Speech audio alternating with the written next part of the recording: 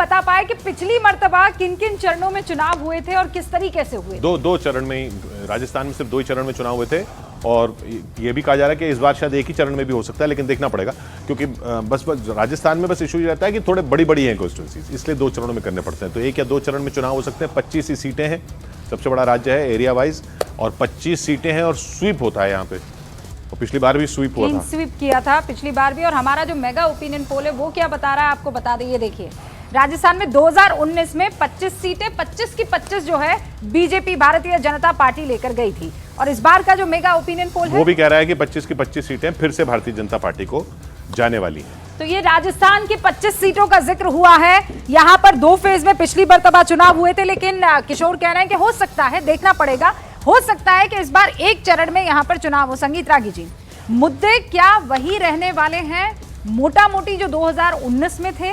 क्योंकि बार बार जब भारतीय जनता पार्टी का जिक्र होता है, धर्म एक सबसे बड़ा मुद्दा होता है, देश हित को लेकर बार बार जिस तरीके की बातें कही जाती है और जिस तरीके का काम होता है, तो मुद्दे वही रहने वाले हैं या इस बार रिपोर्ट कार्ड होगा? देखिए, मुझे लगता है कि रिपोर्ट कार्ड भी है, और जिसे आप धर्म कहते हैं मैं उसे सांस्कृतिक राष्ट्रवाद कहता हूँ।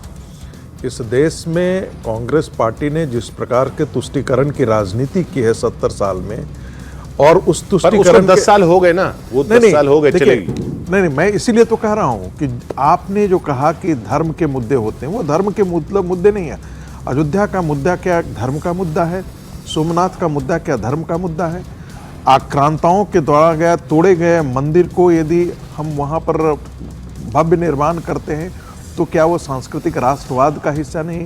क्या अपनी विरासत को बचाने का हिस्सा नहीं है? और 1947 के बाद के विभाजन के पश्चात यदि इन सारे मूल्यों के बारे में यदि बात की जाती है तो उस पर क्यों इतनी पीड़ा होती है? वो कैसे वो धार्मिक मुद्दा और पोलराइजेशन का मुद्दा बन जाता है?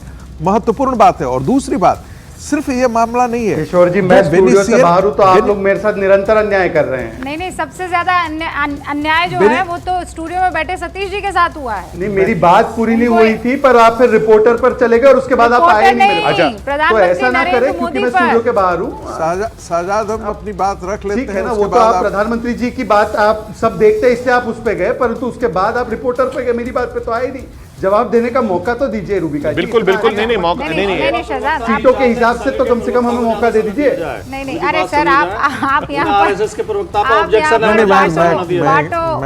बाटो और राज करो वाली नीति पर नहीं चल सकते। सामने जाहिर तो है वो। ठीक है, मैं 30 सेकंड देती हूँ रागी जी को, उसके बाद शहजाद पूनावाला। देखिए, मुझे ऐसा लगता है कि सिर्फ यही मुद्दे नहीं हैं। एक जो 10 साल के अंदर प्रधानमंत्री मोदी ने डिलीवर किया है, और सबसे महत्वपूर्ण बात है, एक भी करप्शन का केस आप प्रधानमंत्री उनके मंत्रिमंडल के खिलाफ आज तक आपने नहीं लगाया। जहां तक डिलीवरी का सवाल है, डिलीवरी सबके सामने है। इंफ्रास्ट्रक्चर का मामला हो, इलेक्ट्रिसिटी का मामला हो, हर मुद्दे पर डिलीवर किया है। रागी जी, आपने कहा करप्शन नहीं, पर इलेक्टोरल बॉन्ड्स को लेकर बार बार जब से अरे मैडम, एक बात मैं बताऊं, मैं इस पर जिक्र करना चाहता हूं। मैं इसका जवाब जो है शहजाद से जाऊंगी। शहजाद, करप्शन नहीं, लेकिन विपक्ष जोरों शोरों से इलेक्टोरल बॉन्ड पर कह रहा है कि आप लोगों ने उगाही की है इस्तेमाल करके ईडी और सीबीआई का। जवाब आपका। ये तो रफाल का भी उन्होंने आरोप लगाया था ना 2019 में, क्या निकला? जनता से भी और कोर्ट से और सीएजी से भी, और वो लोग उगाही का आरोप लगा रहे हैं। मैडम, 6000 करोड़ के बॉन्ड हमें मिले, 14000 करोड़ के बॉन्ड 242 सीट की पार्टियों को मिले हैं।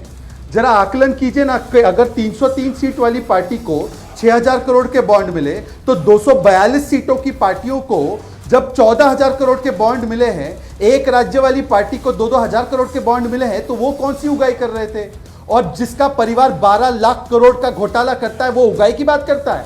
जिसका परिवार बेल पर बाहर है वो उगाही की बात करता है? जिसके राष्ट्रीय अध्यक्ष लालू प्रसाद यादव 4 बार कन्विक्टेड है, चारा घोटाला करते, वो उगाही की बात करते हैं, और हम लोग उनको एंटरटेन करते हैं। अब मैं अपने मूल मुद्दे पर आता हूं, जो मैं कंप्लीट करना चाह रहा था पहले चरण में। देखिए, टीना से नीता का सफर जो है वो मोदी की गारंटी की वजह से है। मैं आपको उसका उदाहरण देता हूं। अभी राज्यों के चुनाव हुए, वहां पर मध्य प्रदेश में 18 साल बाद भी हमारी सरकार लौट कर आती है, क्योंकि बेरोजगारी दर 2% था। राजस्थान आपका स्टेट है रूबिका जी, वहां पर बेरोजगारी दर 20% से ऊपर था। राजस्थान में इन्होंने बड़े बड़े वादे किए थे, कोई वादा डिलीवर नहीं किया। हिमाचल में 1500 रुपए महिलाओं को देंगे, नहीं डिलीवर किया। राजस्थान में महिला उत्पीड़न सबसे ज्यादा चरम पर था। जिस प्रकार से 6 रुपए डीजल के बढ़ा दिए हिमाचल में, वादा पूरा नहीं कर पाया। और दूसरी तरफ भारतीय जनता पार्टी है जो जनसंघ के दिन से जो वादा किया है, चाहे राम मंदिर का वादा हो, चाहे 370 हटाने का हो, यूसीसी का हो, सीएए का हो, 3 तलाक को हटाने का हो, सारे वादे पूरे किए और 10वें से 5वें स्थान पर अर्थव्यवस्था को ले गए। और 10 सेकंड और इन्होंने पिछड़े वर्ग के साथ अन्याय की बात की। हमारे 85 सांसद पिछड़े वर्ग से, इतने तो इनके सांसद नहीं है। हमारे प्रधानमंत्री पिछड़े वर्ग से है, पिछड़े वर्ग को हमने कॉन्स्टिट्यूशनल स्टेटस दिया। और जिन लोगों ने मंडल का विरोध किया, जिन्होंने कास्ट सेंसस को रोका, जिन्होंने जिस प्रकार से बाकी के कमीशन को रोका, राजीव गांधी ने खुलकर विरोध किया, वो लोग हमें सिखाएंगे। और एक 10 सेकंड और एक 5 सेकंड और, नहीं 5 सेकंड और, 5 सेकंड और, रूबिका जी बहुत महत्वपूर्ण, 5 सेकंड इसी से जुड़ा हुआ है। मैं आपसे रिक्वेस्ट कर रहा हूं 5 सेकंड आगे समय मत दीजिए, 5 सेकंड दे दीजिए।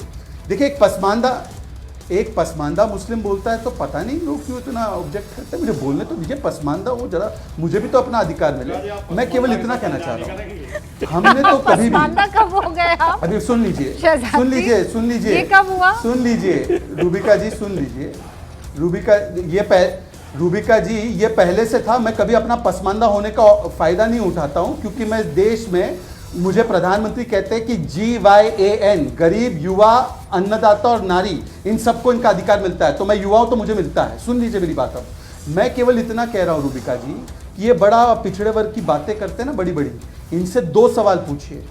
एक लौती पार्टी जो कास्ट सेंसस का विरोध कर रही है, टीएमसी ऑफिशियली, इन्होंने टीएमसी को सीट दे रखी है उत्तर प्रदेश में, बताइए क्या स्टैंड है। और दूसरा, हमारे गठबंधन का प्रधानमंत्री ओबीसी है, डंके की चोट पर बोलता हूं। इनके इंडिया अलायंस का प्रधानमंत्री कैंडिडेट कौन है, बताइए। ऑलराइट, 2 सवाल पूछे हैं राजकुमार भाटी जी, जवाब दे दीजिए और उसके बाद बहुत संक्षेप में जवाब देश की दूंगा। राजधानी दिल्ली का रुख करना है। हाँ, भ्रष्टाचार पे बहुत लंबी सफाई दी शहजाद भाई ने। इलेक्टोरल बॉन्ड का जो उजागर अब तक हुआ, अभी तो रोक रही है सरकार, पूरी जानकारी लेने नहीं दे रही है। अभी इलेक्टोरल बॉन्ड के यूनिक नंबर नहीं बताए जा रहे हैं, लेकिन जितना अब तक खुलासा हुआ है वो ये सिद्ध करता है चौकीदार ही चोर था। सरकार बैठ के दिल्ली में वसूली कर रही थी। जो कंपनियां इलेक्टोरल बॉन्ड दे रही थी उन्हें बड़े बड़े ठेके दिए जा रहे थे। जो नहीं दे रही थी उनके घर ईडी और सीबीआई भेजी जा रही थी, उन्हें डरा धमका के वसूली की जा रही थी। ये साफ जाहिर हो गया। एक कंपनी का नाम बताओ, एक कंपनी का नाम बताओ। अरे भैया बीच में मैं तो नहीं चिल्लाया, एक कंपनी का नाम मैं तो बीच में नहीं चिल्लाया था। एक कंपनी का नाम तो बताओ, आप आरोप लगा रहे तो। जो कंपनी का तो नाम बताओ जिसने जो दिया, कंपनी लॉटरी चला रही थी, जो सट्टा खिला रही थी, उन कंपनियों से हजार करोड़ रुपए चंदा ले रही थी बीजेपी। नाम बताओ। जिन कंपनियों को नाम बताओ, जिन कंपनियों को नाम बताओ, इलेक्ट्रल बॉन्ड ले रही थी, उन्हें लगातार टेंडर दे रही थी। कंपनी का नाम अब दूसरी बात पे आओ, सुनो। आपने कहा कि राफेल में भी आरोप लगाया था। बात सुनने तो मैंने आपकी बात गौर से सुनी। नहीं, कंपनी का नाम आपने कहा राफेल में भी आरोप लगाया था उनसे। यार बोलने दोगे नहीं बोलने दो, इतने डरे हुए हो। कंपनी का एक भ्रष्टाचार खुलने से इतने डर गए, अभी तो और घोटाले खुलेंगे।